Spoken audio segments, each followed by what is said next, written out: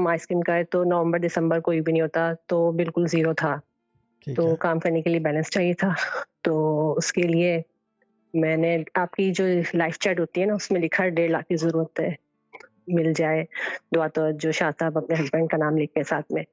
तो within one night सुबह में 1.5 लाख का इंतज़ाम हो गया और ऑर्डर दे दिया, काम के लिए पैसे अरेंज हो गए थे लाइव और चैट में माल आ गया। लिखने से काम हो गया है। ये लाइव चैट जो है ना, अभी ये जितने लोग हैं, ऑमलेट से लेकर उफ़्फ़त है, कोई पता नहीं उल्फत, और क्या कहते हैं उसे, टोपी से लेकर, अर्थ से लेकर, राना वाली बाजी, जमजम राइटर, ठीक है ना, कारपेट से लेकर ईमान 70 कोई नहीं है, ठीक है ना, शहर कोई नाम है, शहर राव, इरम आरिफ, ये जितने लोग चैट में लिख रहे हैं, मैं ये नहीं कह रहा सबके काम होंगे, मगर चीज़ ये है कि ये वो जगह है जहाँ मैं इनको देख रहा हूँ, अदरवाइज देखना भी मुश्किल है मुझे। आप लोगों को समझ में आ रहा है? ये चीज़ है, दिस इज़ अ प्राइम बिल्कुल, एग्जाम्पल के दिस चैट रॉक्स, और ये चैट ही से काम होते हैं।